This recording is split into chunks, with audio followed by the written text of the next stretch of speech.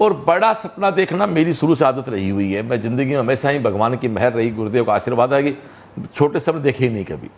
सीकर को शिक्षा नगरी बनाएंगे, कोटा से आगे लेके जाएंगे, मतलब इस तरह की बातें जब लोग हम करते थे तो लोग यूँ मजाक सा बनाते थे। लेकिन ज़िंदगी में जो सोच लिया, मैं यहाँ एक अब मैसेज देना चाहूँगा सभी से कि ज़िंदगी में जो सोच लो उसको पूरा करने के लिए चाहे रास्ते में कितने ही बाधाएं आएँ, कहते हैं ना कि वह पथ क्या पथी कुशलता क्या, जिस पथ में बिखरे सूल ना हो, नाविक की धैर्य कुशलता क्या, जब धाराएं प्रतिकूल ना हो। दोस्तों, बने बनाया बाजार में कोई भी दुकान खरीद के सामान डाल दो, तुरंत ग्राहक मिल जाता है। लेकिन जो आदमी अपने बलबूते बाजार बनाते हैं ना, ताकत उन्हीं में होती है।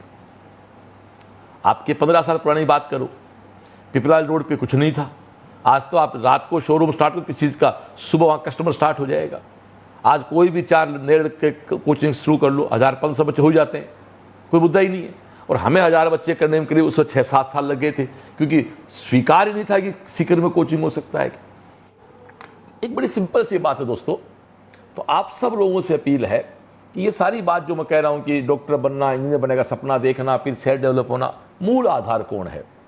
मूल आधार गुरुदेव है। मैं उनके संपर्क में नहीं आता तो मैं भी मेरी इंजीनियरिंग की डिग्री पढ़ाई कर रहा था कोटा में, मैं मेरी डिग्री करके मैं भी उस समय मेरा कहीं जॉब लग जाता, मेरे परिवार का पालन करता। आप इसी में देखें एक तरफ क्या होता है प्रॉपर गाइडेंस। यदि मैं मेरे गुरुजी के संपर्क में नहीं आता तो मेरे दिमाग में ये बात ही नहीं आती कि साहब मुझे कोई शिक्षा क्षेत्र में जाना है। तो आपने कहा कि शिक्षा में कुछ काम करना है, और कोचिंग की बात तो खैर उस समय सीकर में करना मतलब नहीं था, कैरियर को सुसाइड केस था वो तो कैरियर का। पर उनके संपर्क में आया तो ज़िंदगी में आपकी जो मंजिल है फिक्स होती है, माध्यम कोई बनता है। माध्यम गुरुदेव बने मेरे लिए, उन्होंने मुझे मेरी उंगली पकड़ी। आप सोचो कि यदि मैं कोचिंग स्टार्ट नहीं करता, निश्चित रूप से आज मैं कहीं एक सामान्य एक जॉब करते मेरे परिवार का पालन करता। अब आपको तो साहब इसमें कुछ नेगेटिव सा आपके नहीं करने का और कोई आ जाता तो फिर मैं निवेदन करना चाहूँ, और कोई आ जाता तो सीकर के अलावा और कहीं क्यों नहीं आए, झुंझुनू में क्यों नहीं आए, जोधपुर में क्यों नहीं आए, जयपुर में क्यों नहीं आए, कोटा के बाहर अजमेर में क्यों नहीं आए, उदयपुर में क्यों नहीं आए, भरतपुर में क्यों नहीं आए, बड़े शहर है, हरियाणा के हिसार में क्यों नहीं आए, सिरसा में क्यों नहीं आए, वहाँ जो हैं वो ब्रांचेज हैं। तो किसी दिल्ली वाली कोचिंग है, कोटा वाली कोचिंग थी। कहने का अर्थ है कि मैं कहना क्या चाह रहा हूँ, मैं कहना सिर्फ ये चाहता हूँ कि गुरुदेव के आदेश से ही ये सब कुछ हुआ।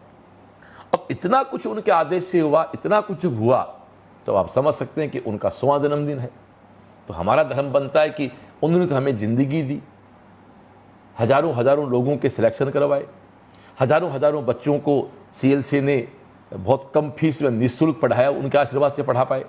और मैं तो स्पष्ट कहता हूँ, आज के 15 साल पहले जो भी कोटा की कोचिंग वाले इंट्रेंस टेस्ट लेके एडमिशन लेते थे, आज वो टेस्ट का है स्कॉलरशिप के। क्यों भाई? आप सोच के देखो, सीकर की कोचिंग नहीं हो तो इस समय कोटा की फीसेज क्या हो जाती, कोटा के खर्चे कितने हो जाते? क्या एक सामान्य गांव ढाणे का बच्चा वहाँ जाके वो खर्चा फड़ कर पाता? जो खर्चा वहाँ आज 5 लाख होता है, वो खर्चा सीकर में 2-2.25 लाख रुपए में पूरा काम, सवा तो लगते ही नहीं बच्चे के। स्कॉलरशिप देते हैं संस्था वाले, यहाँ के मकान सस्ते हैं, यहाँ के हॉस्टल सस्ते हैं कोटा के बजाय, तो आधे में काम हो रहा है। रिजल्ट का तो एनटी खुद ही कह दिया, हम क्या एनटी खुद कह रहा है कि देश में सबसे ज़्यादा सक्सेस रेट हो सीकर की। मैं नहीं कह रहा हूँ, एनटी कह रहा है, देश का मीडिया कह रहा है। तो एक व्यक्ति ने, एक गुरुदेव ने, एक फरिश्ते ने, एक महापुरुष ने जो बीज दिया, उनका 100वां जन्मदिन है। तो कुछ धर्म तो बनता है ना अपना।